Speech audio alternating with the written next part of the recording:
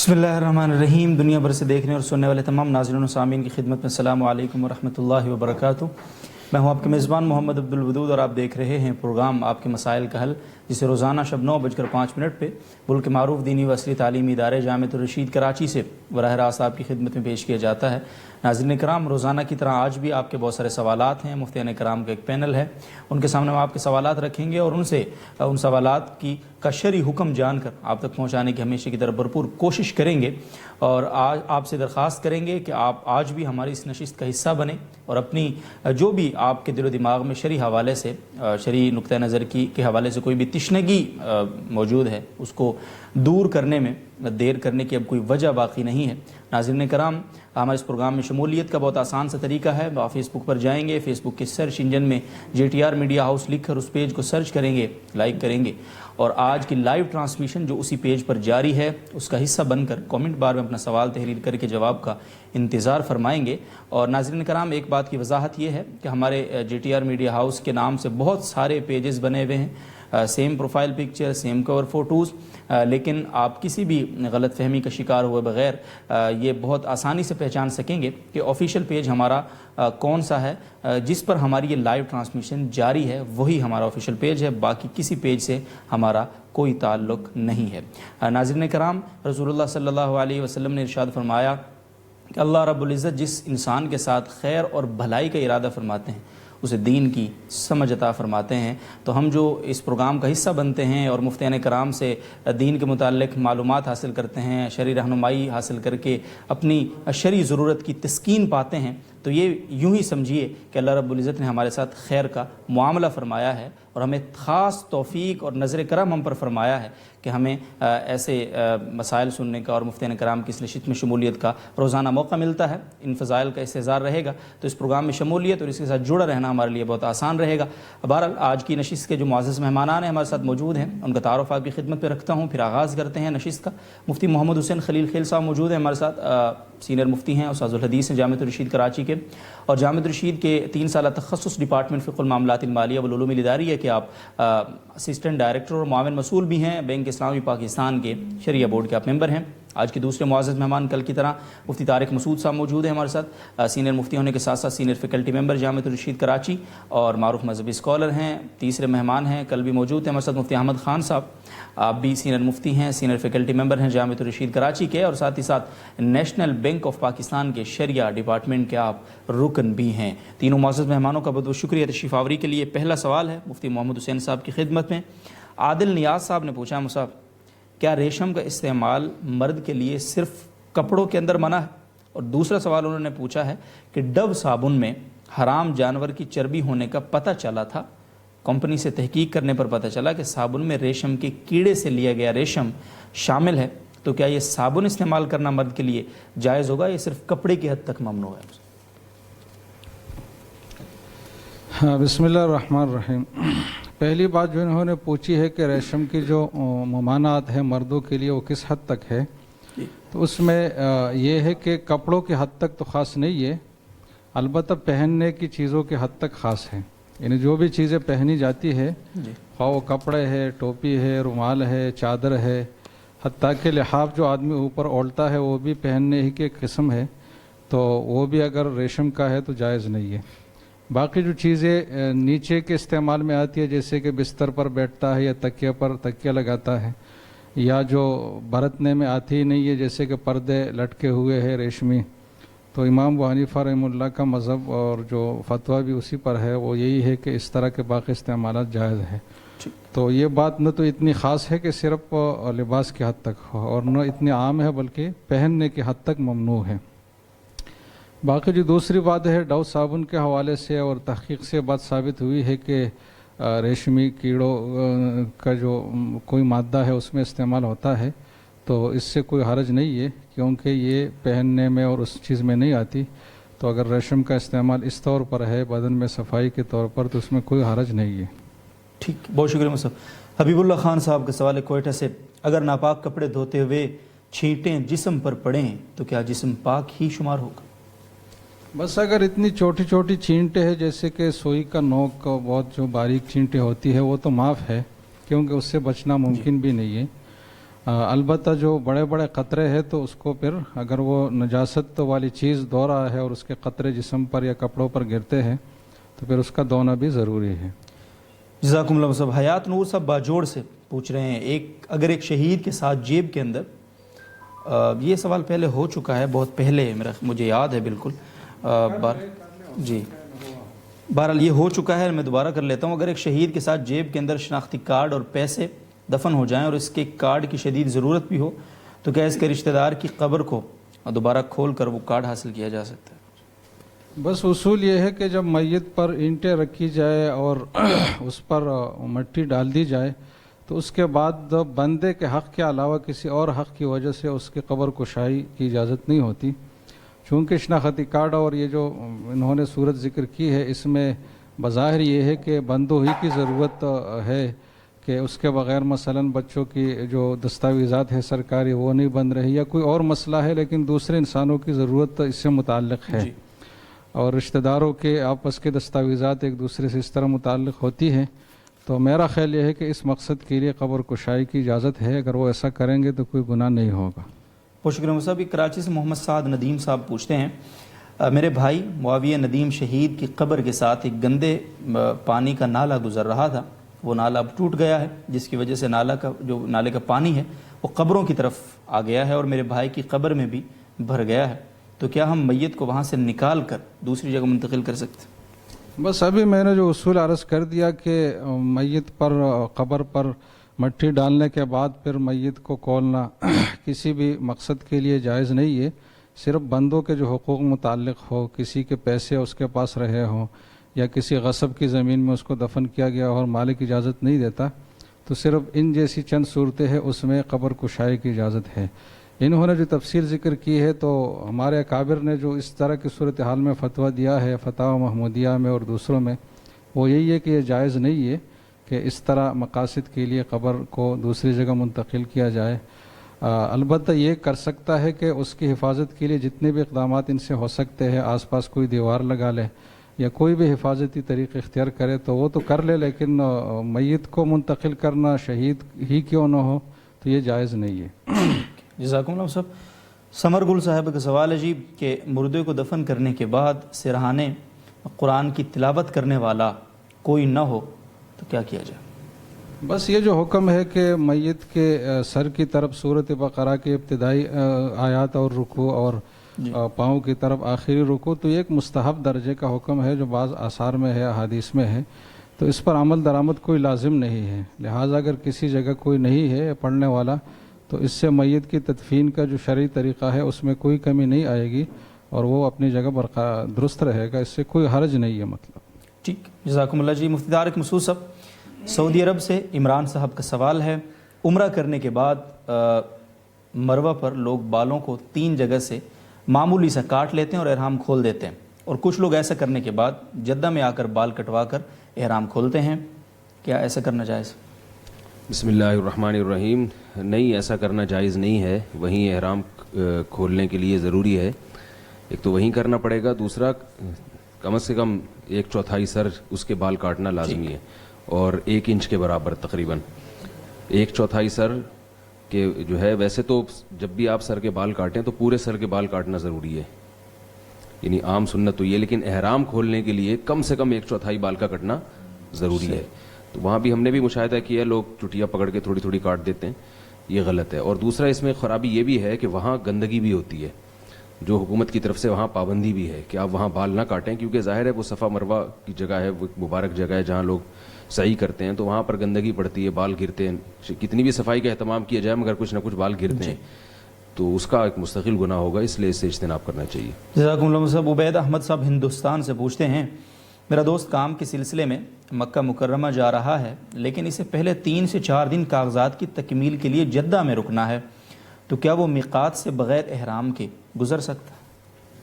جی ہاں، اگر وہ یہ نیت کر لیں، جدہ جانے کی نیت کر لیں، اس وقت مکہ کی نیت نہ کریں، یعنی وہ یہ نیت نہ کریں کہ میں مکہ جا رہا ہوں جدہ سے ہوتے ہوئے، بلکہ وہ نیت کریں کہ میں مستقل جدہ جا رہا ہوں کسی کام سے، پھر جدہ جانے کے بعد وہ مکہ کی نیت کریں، تو اگر وہ اس طرح سے کرتے ہیں تو پھر ان پر میقات سے گزرتے ہوئے احرام کی پابندی ضروری نہیں ہے۔ جی بہت شکریہ۔ صاحب نسرین صاحب مکہ مکرمہ سے سوال ہے ان کا، میں مکہ میں رہتی ہوں اور سال میں ایک بار پاکستان آنا ہوتا ہے، جب واپس مکہ مکرمہ آتی ہوں تو شوہر کہتے ہیں کہ ابھی عمرہ مت کرو، بعد میں قضا کر لینا، اس صورت میں میرے لیے کیا حکم ہوگا جبکہ میں ان کے ساتھ ہی عمرہ کے لیے جا سکتی ہوں، اکیلے جا بھی نہیں سکتی؟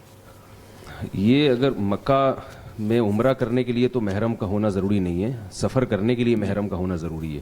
اب ان کا سوال واضح نہیں ہے، اگر وہاں مکہ میں یہ پہنچ جاتی ہیں کسی بھی طریقے سے تو یہ شوہر کے بغیر بھی عمرہ کر سکتی ہیں، لیکن اگر پھر بھی کوئی شرعی عذر ہے، ویسے تو بلا عذر یہ جائز نہیں ہے کہ وہ مکہ پہنچیں اور وہاں عمرہ نہ کریں گے، تو میقات سے ان کو احرام بھی باندھنا ضروری ہے اور وہاں عمرہ کرنا بھی ضروری ہے۔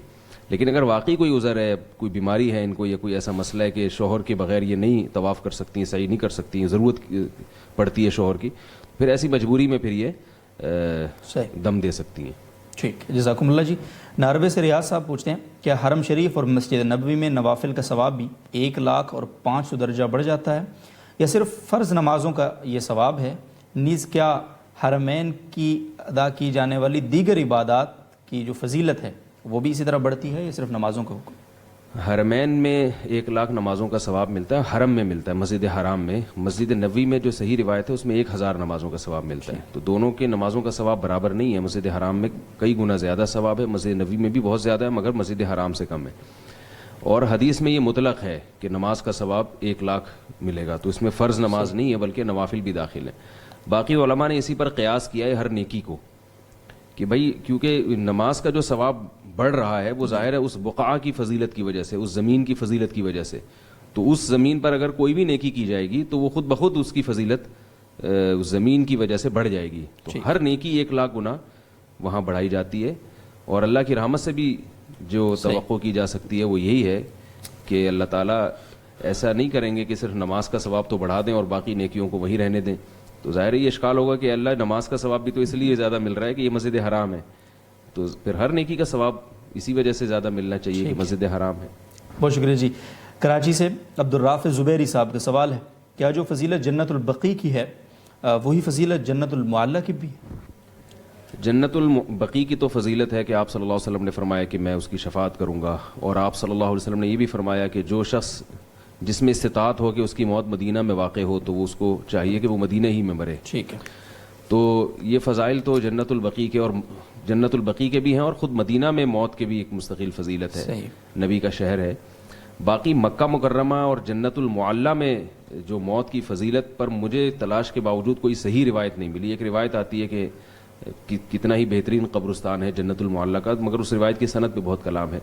البتہ یہ مسلم ہے، یہ بات، یہ اس پر اجماع امت ہے، اس بارے میں بہت ساری روایات بھی ہیں اور صحابہ کے آثار بھی ہیں کہ کسی مقدس جگہ پہ دفن ہونا یہ بہرحال فضیلت کی چیز ہے، صحیح، اور نیک لوگوں کے پڑوس میں قبر کا مل جانا اس میں بھی اللہ کی رحمت کی امید زیادہ ہے۔ آپ دیکھیں حضرت عمر رضی اللہ تعالیٰ عنہ نے وصیت کی کہ مجھے رسول اللہ صلی اللہ علیہ وسلم کے پاس دفن کیا جائے، حضرت عائشہ سے باقاعدہ اجازت مانگی، تو علماء نے اس قسم کی احادیث سے استدلال کیا ہے کہ نیک لوگوں کے قرب میں دفن ہونا یہ فضیلت کی چیز ہے۔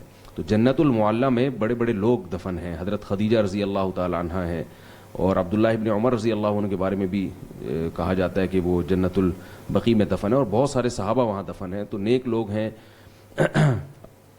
اور خود مکہ اللہ تعالیٰ کا شہر ہے جس سے آپ صلی اللہ علیہ وسلم کو محبت تھی، تو جنت المعلیٰ میں دفن ہونا بھی یقیناً فضیلت سے خالی نہیں ہے۔ اور اگر جنت المعلیٰ میں نہیں دفن ہوتا تو مکہ مکرمہ ہی میں دفن ہونا بھی کوئی فضیلت سے خالی نہیں ہے، یعنی اگر جنت المعلیٰ کے علاوہ کسی اور قبرستان میں دفن ہوتا ہے لیکن مکہ مکرمہ ہے، اللہ کا شہر ہے، تو اس کی بھی امید ہے اللہ تعالیٰ کی برکتیں اور رحمتیں انشاءاللہ نازل ہوں گی اس پر۔ جی بے شک، بہت شکریہ مصعب۔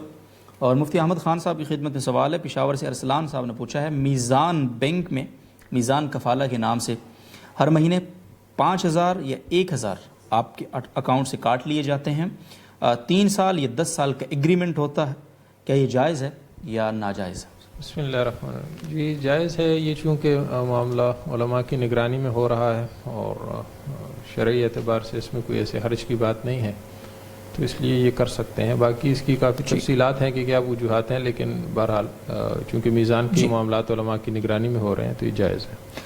جی بہت شکریہ مصعب۔ اسلام آباد سے حذیفہ احسان صاحب کا سوال ہے، ہم نے جی پی فنڈ بطور قرض لیا ہے، اس میں ایک پالیسی ہے کہ 45 سال کے بعد آپ نان ریفنڈیبل بھی لے سکتے ہیں، لیکن ہم نے ریفنڈیبل لیا ہے، اب ریفنڈیبل میں وہ انٹرسٹ اور ایڈمن چارجز لگاتے ہیں.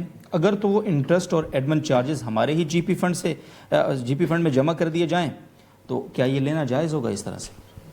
جی یہ لینا جائز ہوگا. اصل میں شرعی اعتبار سے یہ کوئی قرض نہیں ہے جو یہ انہوں نے جی پی فنڈ سے لیا ہے، بلکہ یہ ان کی اپنی ہی رقم تھی کہ جو اس ادارے کے ذمہ لازم تھی، اور انہوں نے یہ قبل از وقت جو ادارے کی پالیسی کے مطابق بعد میں ملنی تھی یہ انہوں نے پہلے لے لی، اور اب یہ جو دوبارہ ادارے کو دے رہے ہیں تو یہ ایک قرض ہے.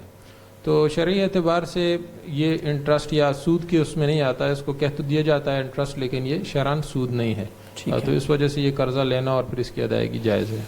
جی بہت شکریہ صاحب. یہ حسان افضل صاحب کا سوال ہے، وہ یہ پوچھتے ہیں کیا CNC مشین، میرا خیال ہے یہ ابریویشن ہے کمپیوٹر نومیریکل کنٹرول سے، اسے کرائے پر دیا جا سکتا ہے یا نہیں؟ ایک تو اس مشین کا جو اس کی وضاحت کر دیں ہے کیا پھر مسئلے کی؟ اس بارے میں جو انٹرنیٹ پر ہی دیکھا تو یہ معلوم ہوا کہ یہ ایسی مشین کی جو جس سے کام جو ہے وہ کمپیوٹر کے ذریعے سے لیا جاتا ہے، یعنی مینولی کام کرنے کے بجائے وہ کمپیوٹر میں گویا ایک پروگرام فیڈ کیا جاتا ہے اور پھر کمپیوٹر جو ہے اس کام کو انجام دیتا ہے، مشین سے وہ کام گویا کہ لیتا ہے. تو بس اگر یہ جائز مقاصد کے لیے ایسی مشین استعمال کی جائے تو اس میں کوئی حرج بھی نہیں ہے، اور کرائے پر بھی دینا اس کو بالکل جائز ہوگا.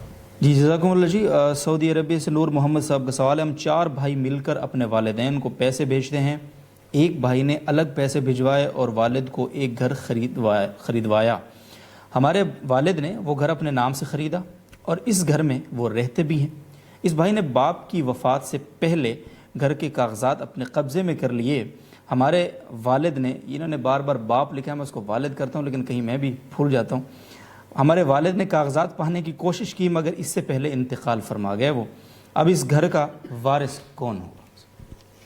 جی دیکھیں 3 امکانات ہیں جو انہوں نے پیسے بھیجے اپنے والد کو، کہ یا تو یہ انہوں نے وکالت کی ہو کہ اپنے والد کو ایک وکیل بنایا ہے کہ آپ یہ پیسے لے لیں اور یہ گھر خرید لیں، یا یہ بطور قرضے کے دیے ہوں یا بطور تحفے کے دیے ہوں. جی تو اگر ان کے علاقے میں خاص کوئی ایسا عرف ہے کہ اس طرح جو رقم ایک بڑی رقم دی جاتی ہے والد کو، تو وہ کسی خاص یعنی ان تینوں میں سے کوئی ایک صورت ہوتی ہے. ایسا نہیں ہوتا کہ یعنی معروف اور مسلم ہے کہ یہ بیٹے نے یہ رقم بطور وکالت کے دی ہے کہ آپ یہ گھر میرے لیے خرید لیں، یا اس نے یہ رقم بطور قرض کے دی ہے یا ہبہ کے دی ہے، ایک عرف اس پر قائم ہے، تو پھر تو اسی کے مطابق فیصلہ کیا جائے گا.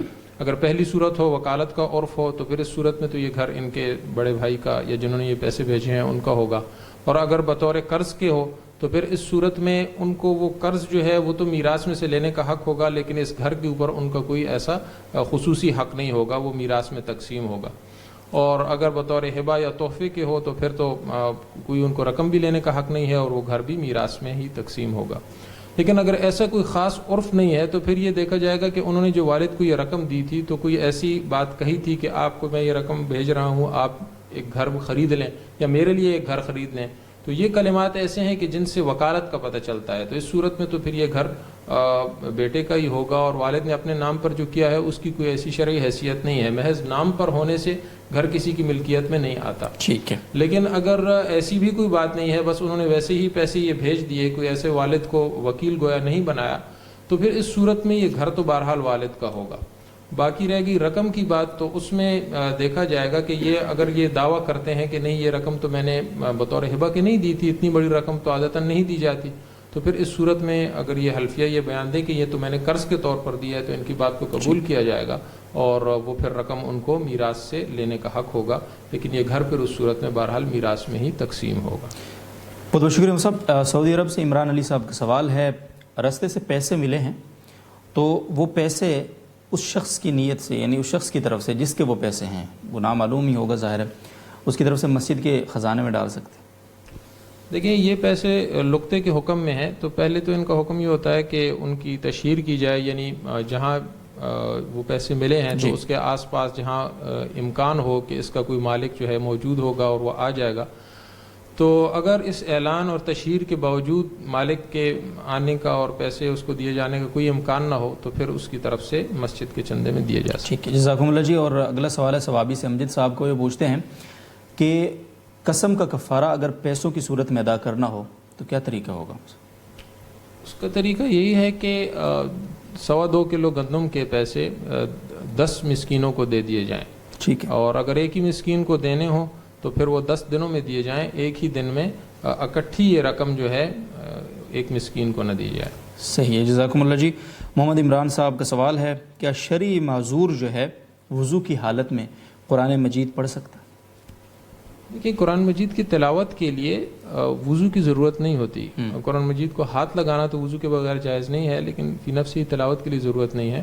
اور بہرحال چونکہ لوگ عموماً ہاتھ لگا کر ہی پڑھتے ہیں، تو اس وجہ سے معذور جب ایک دفعہ وضو کر لیتا ہے اپنے عذر کی وجہ سے نماز کے وقت میں، تو اب وہ نماز کا وقت باقی رہنے تک اس کا وضو قائم رہتا ہے، اور اس سے وہ قرآن مجید کو بھی ہاتھ لگا سکتا ہے، دیگر نوافل وغیرہ بھی ادا کر سکتا ہے۔ جزاکم اللہ جی۔ اور شوکت صاحب کا سوال ہے اگلا، وہ یہ پوچھتے ہیں کہ عورت اگر حیض سے پاک ہو گئی ہے لیکن غسل ابھی تک نہیں کیا، تو ازدواجی تعلقات اس دوران قائم کیے جا سکتے ہیں؟ اس کی دو صورتیں ہیں۔ اگر یہ خاتون 10 دن پورا ہونے پر پاک ہو جائے پھر تو فوراً ہی ازدواجی تعلقات جائز ہوتے ہیں، لیکن اگر 10 دن سے پہلے پاک ہو تو پھر یا تو وہ غسل کر لے یا ایک نماز کا وقت اس پر گزر جائے، قضا ہو جائے اس سے نماز، تو پھر تو یہ صورت جائز ہے، ورنہ جائز نہیں ہوگی۔ بہت بہت شکریہ۔ مفتی محمد حسین خلیل خیل صاحب راول پنڈی سے شمس الرحمان صاحب پوچھتے ہیں، میں نے مسجد کے لیے جگہ خریدی مگر اس جگہ کے قبلہ کی تعین درست نہیں تھی، کیا اس صورت میں وہ پلاٹ فروخت کر کے ساتھ والا جو پلاٹ ہے مسجد کے لیے خریدا جا سکتا؟ جی، اگر انہوں نے صرف نیت کی تھی خریدتے وقت کہ اس پر مسجد بنے گی اور باقاعدہ زبان سے نہیں کہا تھا کہ یہ جگہ مسجد کے لیے مختص ہے، تو پھر تو کوئی حرج نہیں ہے، کیونکہ صرف نیت سے وقف نہیں ہوتا۔ لیکن اگر یہ الفاظ بھی کہا ہو کہ یہ جگہ مسجد کے لیے ہے میری طرف سے، تو پھر اس میں احتیاط تو اسی میں ہے، اور حتی الوسع اور حتی الامکان کوشش بھی اسی کی کی جائے کہ اسی جگہ مسجد بنے، اور قبلہ کی سمت میں اگر کوئی مسئلہ ہے تو تھوڑا سا اس کی رعایت کی وجہ سے ٹیڑھی تعمیر بھی اور دیواریں وغیرہ بھی بنائی جا سکتی ہے۔ لیکن اگر بہت زیادہ مسئلہ ہو رہا ہو قبلے کی وجہ سے اور مسجد کا بہت سارا حصہ جو ہے نا وہ ضائع جا رہا ہو زمین کا، تو پھر بعض اہل افتاء کی رائے یہ ہے کہ جب تک اس جگہ مسجد بن کر نماز پڑھنا لوگ شروع نہ کرے تو جگہ مکمل طور پر مسجد نہیں بنتی، اس سے پہلے اس کا تبادلہ ہو سکتا ہے۔ تو اس قول کی روح سے پھر اگر بہت زیادہ مسئلہ ہو رہا ہے اور مسجد کی زمین ویسٹ ہو رہی ہے اس غلط نقشے کی وجہ سے، تو پھر اس پر بھی عمل ہو سکتا ہے۔ جزاکم اللہ جی۔ انڈیا سے محمد تسلیم اختر صاحب کا سوال ہے، کیا امام کے لیے مسجد کے کمرے میں اپنے کپڑوں کی استری کرنا جائز ہے یا نہیں، جبکہ کمیٹی کی طرف سے اجازت بھی ہو؟ جی، مسجد کے کمرے میں اس عمل کی بالکل اجازت ہے، امام کی ضرورات میں سے ہے، اور مسجد کی چیزیں امام کی ضرورت میں استعمال ہو سکتی ہے، اور جب کمیٹی کی طرف سے اجازت ہے تو پھر تو کوئی مسئلہ نہیں ہے۔ ٹھیک ہے، بہت شکریہ جی۔ کوئٹہ سے ابو فصیح صاحب کا سوال ہے، امام ظہر کے پہلے قعدہ میں نہیں بیٹھا بلکہ کھڑا ہو گیا، مقتدی نے التحیات لفظ سے لقمہ دیا تو امام صاحب بیٹھ گئے اور پھر کھڑے ہو کر نماز مکمل کی اور آخر میں سجدہ سہو بھی کیا، کیا اس طرح سے نماز صحیح ہو گئی، کیا لوٹانی پڑے گی؟ بس جو مناسب طریقہ ہے وہ تو یہی ہے کہ اگر امام بیٹھنے کے زیادہ قریب تھا، یعنی گھٹنے سیدھے ہوئے نہیں تھے، تو پھر ان کو بیٹھنا چاہیے تھا، اور جو کچھ کیا ہے وہ صحیح کیا ہے، اور اگر کھڑے ہونے کے زیادہ قریب تھے تو پھر کھڑا ہونا چاہیے تھا، واپس بیٹھنا نہیں چاہیے تھا۔ آخر میں جب سجدہ سہو کر لیا ہے تو سب ٹھیک ہے، کوئی مسئلہ نہیں۔ ٹھیک، شکریہ جی۔ ابوظہبی سے سلیمان صاحب پوچھتے ہیں، اگر نماز فاسد یا پھر مکروہ ہو جائے تو دوبارہ پڑھنی چاہیے؟ جی، اگر فاسد ہے تو دوبارہ پڑھنا واجب ہے۔ اس طرح مکروہ تحریمی جو ایک سخت درجہ کی ناپسندیدہ چیزیں ہوتی ہے، اس کا اگر ارتکاب ہے، جیسے کہ تصویر والے کپڑوں میں مثلا نماز پڑھی، تو اس کا اعادہ بھی واجب ہے، ضروری ہے، اور اگر کراہت تنزیہی کے ساتھ نماز پڑھی ہے تو اس کا اعادہ پھر مستحب ہے۔ تو جس نوعیت کی غلطی ہوئی ہے، اس کی جتنی سنگینی ہے، اس کے مقابلے میں نماز کے اعادے میں بھی اتنی ہی اہمیت اور تاکید آئے گی۔ بہت شکریہ جی۔ کراچی سے بنت جمال صاحبہ پوچھتی ہیں، سجدہ تلاوت جو کافی سال کے ادا کرنا باقی ہوں، ان کی نیت کس طرح کریں گے؟ کیا ہر بار سجدے کی الگ نیت کی جائے گی یا ایک نیت سے سارے سجدے ہو سکتے ہیں؟ نیت تو الگ کرنی ہوگی، البتہ یہ چونکہ معلوم نہیں ہے کہ کتنے سجدے ہیں اور کون سا پہلے ہے، جی، تو بس یہ نیت کرے کہ میرے ذمے جو سجدے ہیں اس میں سے سب سے پہلا سجدہ میں ادا کرتا یا کرتی ہوں۔ صحیح۔ تو اس طریقے سے جب ایک سجدہ ہو گیا تو پھر وہ ساقط ہو گیا ذمے سے، پھر اس کے بعد دوسرے سجدے کے لیے نیت ہو، تیسرے کے لیے اس طریقے سے کہ جو سب سے پہلا سجدہ ہے میرے ذمے وہ میں ادا کرتا ہوں، تو اس طریقے سے پھر سارے سجدے ادا ہو جائیں گے۔ شکریہ جی. افشین صاحبہ کا سوال ہے اگلا. ایک عیالدار آدمی جوا کھیلتا تھا, گھر والوں کو علم ہوا تو اس کی سرزنش کی, پھر کچھ سال بعد دوبارہ جوا کھیلتا ہوا وہ پکڑا گیا. اس وقت اس کے وہ 8 بچوں کا والد تھا. آخر کار اس نے جوئے میں اپنا گھر بیاج پر اٹھا دیا. بیوی بچے بے گھر ہو گئے. بیوی کو شک ہے کہ شوہر گھر میں بھی جوئے کی کمائی لاتا رہا ہے. بیوی بچوں کے ساتھ کراچی آ گئی ہے. بچے والد سے ناراض ہیں مگر والد کا گھر میں آنا جانا رہتا ہے. ظاہر ہے بیاج کی رقم بڑھتے بڑھتے 4 لاکھ ہو گئی ہے. بیٹے جوان ہیں لیکن کوئی بیاج کے پیسے اتارنے کو تیار نہیں ہے, جس کی وجہ سے ماں اور بیٹیاں اپنا گزارا گھر گھر کام کر کے کرتی ہیں. ایسی صورت میں بیوی اور اولاد کا ان صاحب کے ساتھ کیا رویہ ہونا چاہیے, جبکہ انہیں ندامت اور پچھتاوا بھی ہے؟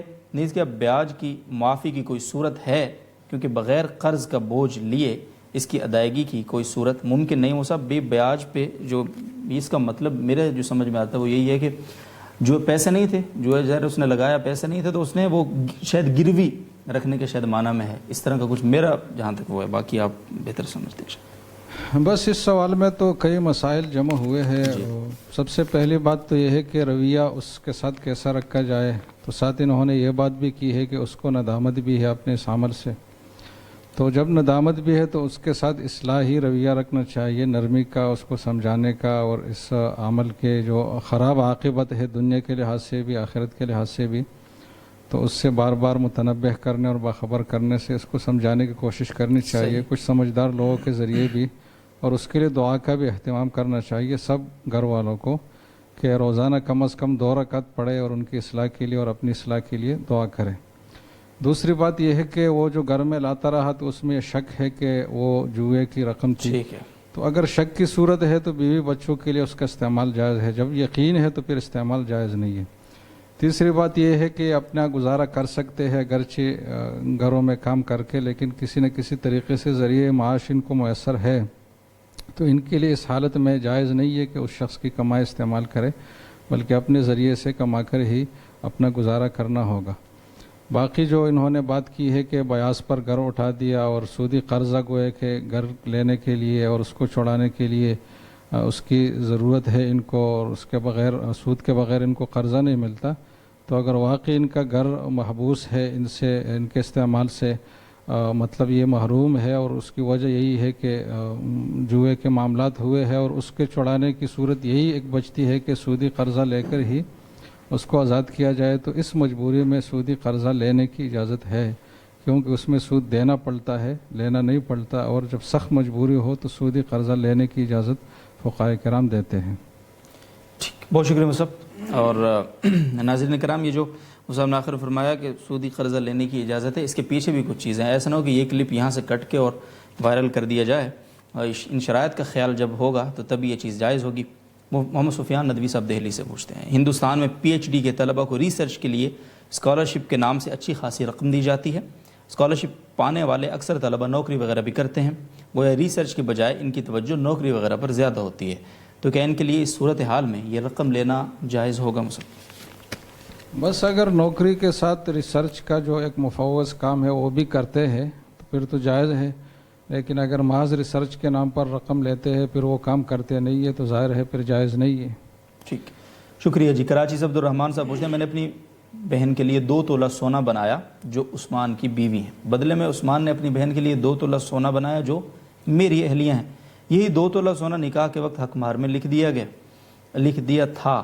اب مہر تو شوہر ادا کرتا ہے, تو کیا اس سے وہ حق مہر ادا ہو گیا ہے یا نہیں ادا ہوا؟ اگر نہیں ادا ہوا تو کس طرح ادا ہوگا, اور اس 2 تولہ سونے کا کیا حکم ہوگا؟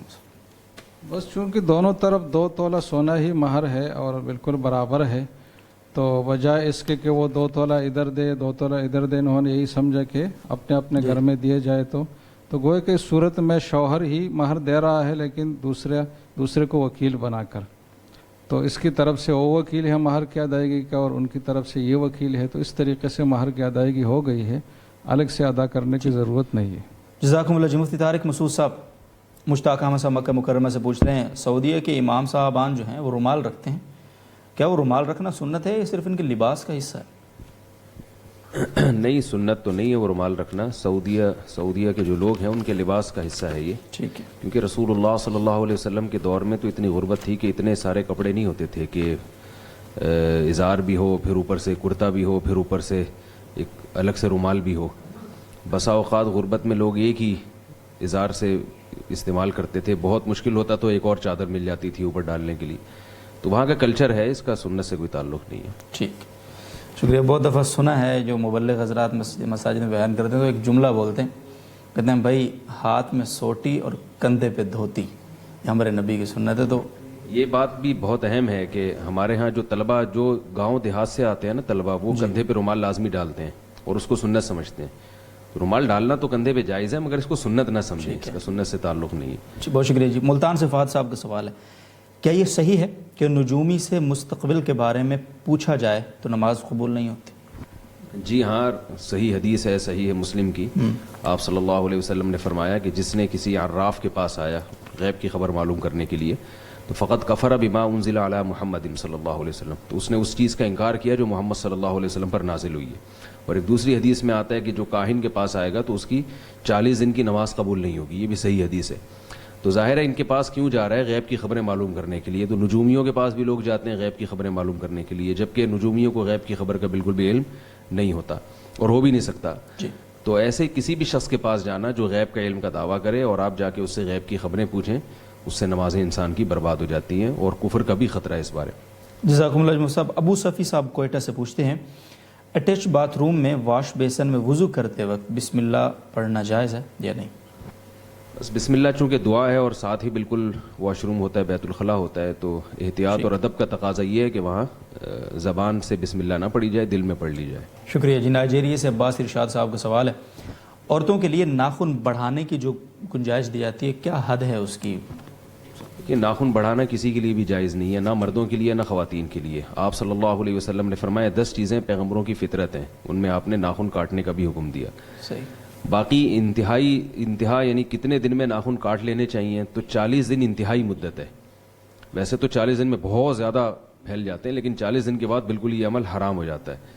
اتنے زیادہ ناخن بڑھانے سے نماز بھی مکروہ ہونا شروع ہو جاتی ہے. تو ناخن چھوٹے رکھنے چاہیے. یہ جو ہمارے ہاں خواتین میں ناخن بڑھانے کا فیشن ہے یہ عقل کے بھی خلاف ہے اور اس میں زینت بھی نہیں ہے. بعض چیزیں ہم فرضی طور پہ یعنی فرض کر لیتے ہیں کہ اس میں زینت ہے، حالانکہ وہ زینت نہیں ہوتی، بلکہ وہ برے بھی لگتے ہیں. کھانے پینے میں بھی ان کو تکلیف ہوتی ہے. جب آپ کھانا کھا رہے ہیں تو اس میں وہ انگلیاں آپ کی سالن میں ڈوب رہی ہیں، تو یہ پتہ نہیں کہاں سے فیشن نکال لیا ہے، اس میں زینت بھی نہیں ہے. تو ناخن کاٹنا ہی لازم ہے، اور جیسے مردوں کے ناخن چھوٹے ہوتے ہیں ایسے ہی خواتین کے لیے بھی چھوٹے ناخن رکھنا لازم ہے. اور اس میں زینت ہے. جب انسان کی فطرت تبدیل ہو جاتی ہے نا، تو جو کام آپ کی شکل کو بگاڑ دیں آپ کو وہ اچھے لگ رہے ہوتے ہیں. یعنی یہ فطرت کے تبدیل ہونے کی علامت ہوتی ہے. آپ نے دیکھا ہوگا بعض لوگ مرد ایسا فیشن کرتے ہیں بالکل عورت نظر آ رہے ہوتے ہیں وہ، تو حالانکہ مرد تو مرد ہی اچھا لگتا ہے، عورت بنے میں اچھا نہیں لگتا، لیکن ان کو وہ عورت بننا اچھا لگ رہا ہوتا ہے. تو اس کا یہ مطلب نہیں ہے کہ اب وہ واقعی وہ اچھا لگ رہا ہے، بلکہ اس کی اپنی فطرت چینج ہو گئی ہے. جن کی فطرت تبدیل نہیں ہوئی ہے ان کو وہ برا لگے گا، اور جو اسی جیسے بن چکے ہیں ان کو وہ اچھا لگے گا. تو یہی حال ہے کہ خواتین کو ناخن نہیں بڑھانے چاہیے. اس سے کسی بھی سلیم الطبع کو یہ چیز اچھی نہیں لگتی، اور اس سے آپ کی جو ہے نا وہ انگلیوں کی شیپ خراب ہوتی ہے. تو یہ بس جو کچھ بھی غیروں سے آ رہا ہے نا غلامانہ سوچ ہے، تو جو الٹا سیدھا کام وہ کر رہے ہیں ہم بھی اس کو فالو کرتے چلے جا رہے ہیں. میں نے ابھی بیان میں ایک بات کہی تھی کہ بہت سے لوگ اب وہاں پہ موسٹ وانٹیڈ لکھتے ہیں اپنے بائک کے پیچھے. موسٹ وانٹیڈ ہونا کوئی اچھی بات تو نہیں ہے نا. موسٹ وانٹیڈ ہونا کا مطلب آپ پولیس کو مطلوب ہیں، لیکن یہی فیشن بن چکا ہے کہ موسٹ وانٹیڈ لکھ دیا جائے. تو جو چیز بھی وہاں سے آ رہی ہے ہم اس کو ایز اٹ از لے رہے ہیں. لڑکے شرٹ یہاں تک رکھتے ہیں اپنی اور کمر نظر آ رہی ہے. میں نے کسی نوجوان کو دیکھا اس کی شرٹ اوپر ہے، اس کی کمر نظر آ رہی ہے. پینٹ اور شرٹ کے درمیان جہاں شرٹ کا اختتام ہو رہا ہے اور پینٹ کی حدود جہاں سے شروع ہو رہی ہیں اس کے درمیان میں فاصلہ ہے. تو میں نے کہا یہ شرٹ آپ کے چھوٹی ہو گئی ہے وزن بڑھنے کی وجہ سے. پتہ چلا کہ یہ فیشن ہے لڑکوں میں کہ وہ کمر دکھاتے ہیں اپنی. پاگل پنا ہے، بیوقوفی کی باتیں ہیں. تو یعنی اللہ سے دعا کرنی چاہیے کہ ہماری فطرت تبدیل نہ ہو. قرآن مجید میں کہا نا کہ فلا یغیرن خلق اللہ، کہ شیطان ان کو بہکائے گا اور اللہ کی بنائی ہوئی تخلیق کو تبدیل کر دیں گے. تو یہ اسی کا مظہر ہے جو نظر آ رہا ہے ہمیں. بہت شکریہ مصعب.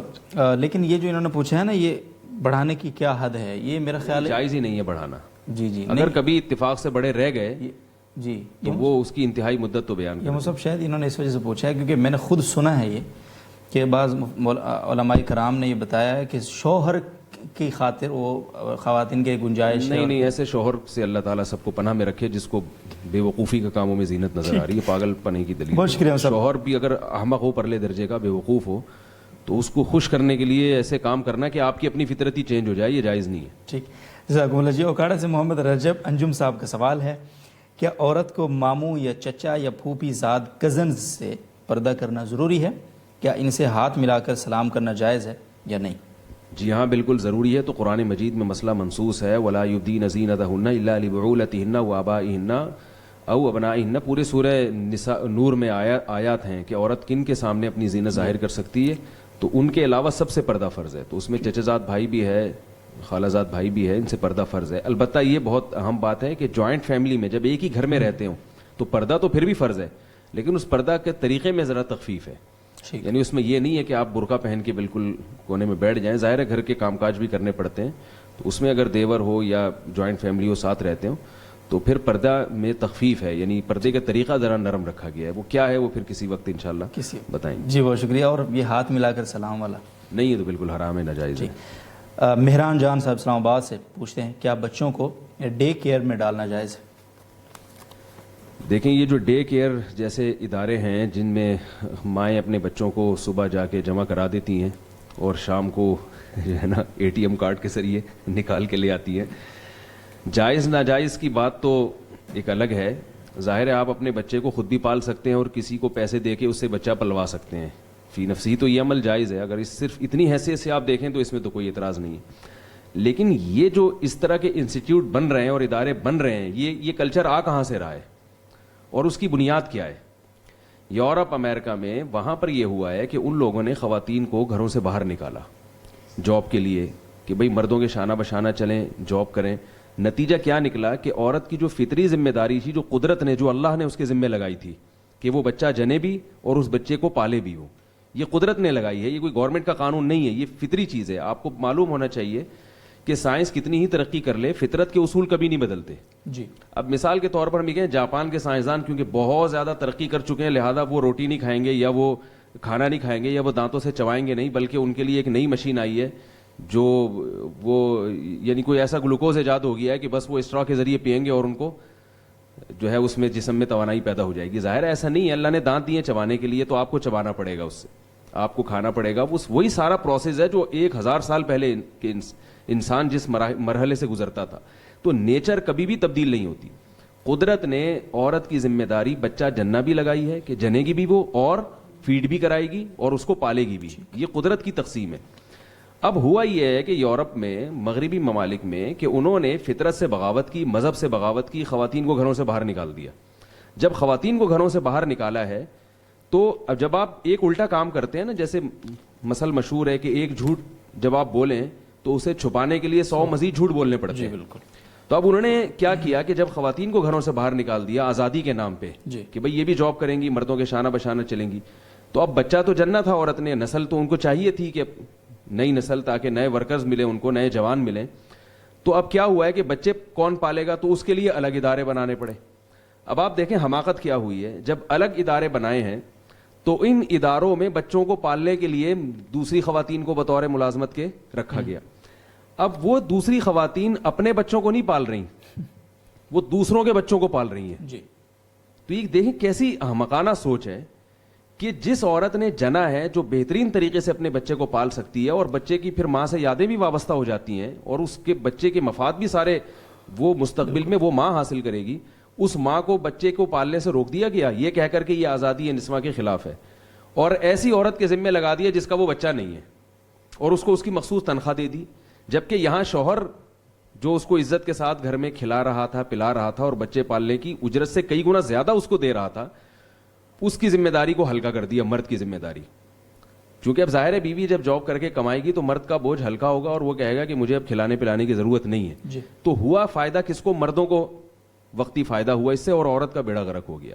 تو چونکہ ہماری جو لبرل طبقہ ہے، میں سب کی بات نہیں کر رہا، عمومی طور پر یہ لوگ بھی مغربی کلچر کے غلام ہیں، یہ دیکھتے نہیں ہیں کہ اس کلچر کا ان کو کیا فائدہ ہوا اور ان کو کیا نقصان ہوا، یہ دیکھے بغیر جو چیز وہاں سے آ رہی ہے ہم اس کو اڈاپٹ کرتے چلے جا رہے ہیں۔ ہمارے ملکوں میں بھی یہ شروع ہو گیا ہے کہ ماں اپنے بچے کو نہیں پال رہی اور وہ کیا کر رہی ہے کہ اپنے بچے کو تو اس قسم کے اداروں میں جمع کرا رہی ہے اور ان اداروں میں کوئی دوسری عورت آ کے آپ کے بچوں کو پال رہی ہے, اور وہ عورت کیا کر رہی ہے, وہ بھی آزادی نسواں کے نام پہ جاب کر رہی ہے. تو کہ کیا عجیب یعنی احمقانہ قسم کی ایک حرکت ہے. اور حیرت اس پر ہے کہ اگر ہم انہی کے ماہرین کی باتیں اور انہی کے تجربوں کو سے ہم فائدہ اٹھائیں تو بھی ہمیں سمجھ جانا چاہیے یہ تجربے ان ملکوں میں ناکام ہو چکے ہیں, وہ خود اس طرف آ رہے ہیں, لیکن اب وہ ایسے حالات سے گزر رہے ہیں کہ اب وہ اپنے معاشرے کی اصلاح کر نہیں سکتے. جی. آپ کو معلوم ہے کہ رشیا کے جو صدر, روس کا جو صدر تھا گورباچوف, اس نے یہ اعتراف کیا تھا کہ دوسری جنگ عظیم کے بعد ہمارے ہاں مردوں کی کمی ہو گئی تھی, جس کی وجہ سے ہمیں ملک میں کام کرنے کے لیے خواتین کی ضرورت تھی. تو ہم نے کیا کیا, خواتین کو جابز دلائیں اور گھروں سے باہر نکالا. اس کے ہمیں وقتی طور پہ کچھ فائدے تو حاصل ہو گئے, لیکن ہمارا خاندانی نظام تباہ و برباد ہو گیا. یہ گورباچوف نے اس بات کا اعتراف کیا. امریکہ کے سابق صدر کی جو بیوی ہیں ہلری کلنٹن, انہوں نے بھی اس بات کا اعتراف کیا ہے کہ میں مشرقی معاشرے کا جو خاندانی نظام ہے وہاں عورت کی جو عزت اور عظمت ہے میں اس پہ رشک کرتی ہوں. اور انہوں نے بتایا کہ مشرقی ممالک میں عورت کئی مردوں کے حصار میں جوان ہوتی ہے, بھائی بھی ہے, اس کے چچا بھی ہے, اس کا باپ بھی ہے, اس کے اور جو رشتہ دار ہوتے ہیں ان میں جوان ہوتی ہے اور بڑی عزت کے ساتھ وہ گھر میں رہتی ہے. اور اپنے معاشرے کے بارے میں انہوں نے تبصرہ کیا کہ ہمارے ہاں عورت کا محافظ کوئی بھی نہیں ہے, اور وہ کالج کی لائف تک پہنچنے سے پہلے بچوں کی ماں بن چکی ہوتی ہے, جبکہ بچوں کی تربیت کرنے والا کوئی بھی نہیں ہوتا. تو اس لیے ہمیں اپنی آنکھیں کھولنی چاہیے, ہمارے حکمرانوں کو بھی چاہیے کہ خواتین کے لیے جو جابز کی کہ جو ہے کہ آزادی کے نام پہ کہ ان کو گھروں سے باہر نکالا جائے, اس سے خواتین تباہ و برباد ہو جائیں گی, ہماری آئندہ آنے والی نسل خراب ہو جائے گی اس سے. کیونکہ ماں بچہ جب گھر میں پلتا ہے تو وہ اس کی بات کچھ اور ہوتی ہے, اس کو جو عزت اور محبت ملتی ہے اداروں میں بچوں کا پلنا, وہ یہ فطرت سے بغاوت ہے. بہت شکریہ صاحب, جزاکم اللہ. تفصیلی جواب مرحبا فرمایا. مفتی احمد خان صاحب, فائنل راؤنڈ ہے. محمد صاحب کا سوال ہے عجمان سے. ایک شخص کی 2 بیویاں ہیں اور اس نے پہلی بیوی کے بیٹے کا نکاح دوسری بیوی کی بہن سے کر دیا ہے, درست ہے؟ جی جائز ہے, بس شاید ان کو یہ شبہ ہوا ہے کہ وہ ان کی ستیلی ماں ہے اور اس کی بہن کے ساتھ یہ نکاح ہو رہا ہے. تو جو ستیلی ماں کی بہن ہے وہ کوئی حقیقی خالہ کی طرح نہیں ہوتی اور اس کے ساتھ نکاح جائز ہے, اس میں کوئی مسئلہ نہیں. شکریہ جی. محمد راشد صاحب انڈیا سے پوچھتے ہیں 2 سجدوں کے درمیان جلسے میں کیا پڑھنا چاہیے؟ مختلف احادیث میں اس بارے میں دعا آئی ہے, ایک میں یہاں پر ذکر کر دیتا ہوں. اللہم اغفر لی ورحمنی وعافنی واہدنی وارزقنی, جو سنن ابی داؤد میں ہے. اور اس کے علاوہ بھی بعض روایات میں آتی ہیں دعائیں. ایک کتاب ہے دعاؤں کی حسن حسین, امام جزید رحمہ اللہ کی, اس میں یہ دعائیں ساری لکھی ہیں, تو دیکھی جا سکتی. شکریہ جی. اوکاڑا سے محمد رجب انجم صاحب کا گین, وہ کہتے ہیں جی کہ فرض نماز کے بعد دعا کرنا ضروری ہے یا نہیں ہے, وضاحت فرمائیں. مستحب ہے یہ, اور بڑی فضیلت کی بات ہے. احادیث میں اس وقت دعا کرنے کی فضیلت آئی ہے, دعا کی قبولیت کے اوقات میں سے ہے, لیکن یہ ایسے فرض اور واجب نہیں ہے. اگر کوئی شخص نہ کر سکے کسی وجہ سے تو کوئی ایسی ملامت کی بات نہیں ہے. جزاکم اللہ جی. امریکہ سے احمد صاحبہ کا سوال ہے, اگر نماز کے بعد جلدی سے اٹھ جائے اور دعا دل ہی دل میں کرے, کام کرتے ہوئے یا جاتے ہوئے چلتے ہوئے, تو ایسا کرنا درست ہے یا نہیں؟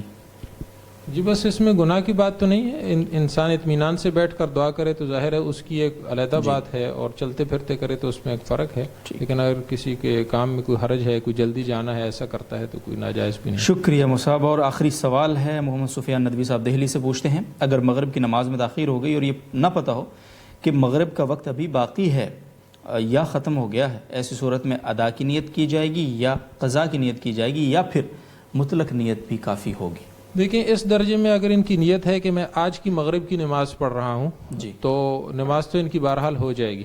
باقی یہ بات کہ ان کو قضا کی کرنی چاہیے نیت یا ادا کی کرنی چاہیے, تو اپنے طور پر اندازہ لگائیں, غالب گمان جس طرف جاتا ہے دیکھیں وقت کو باہر, اگر ان کو لگ رہا ہے کہ وقت باقی ہے تو ادا کی نیت کریں ورنہ قضا کی کریں. اور اس میں اگر ان سے غلطی بھی ہو گئی تو بہرحال نماز ہو جائے گی. اگر قضا ہو چکی ہے تو قضا ہو جائے گی, اور اگر وقت باقی ہے تو ادا ہو جائے گی. بس اتنی نیت ضرور کریں کہ میں آج کی مغرب کی نماز پڑھ رہا ہوں. ٹھیک ہے. جزاکم اللہ جی. تینوں معزز مہمانان مفتی محمد حسین خلیل خلسہ, مفتی طارق مسعود صاحب اور مفتی احمد خان صاحب, تمام ناظرین و سامعین کا بھی بہت بہت شکریہ ہمارے ساتھ شامل رہنے کے لیے. انشاءاللہ العزیز بہت سارے آپ کے سوالات ہوں گے. کل کا یہی وقت ہوگا, آپ سے ملاقات ہوتی ہے شب 9:05 پہ دوبارہ. تب تک کے لیے اجازت دیجیے. اللہ حافظ.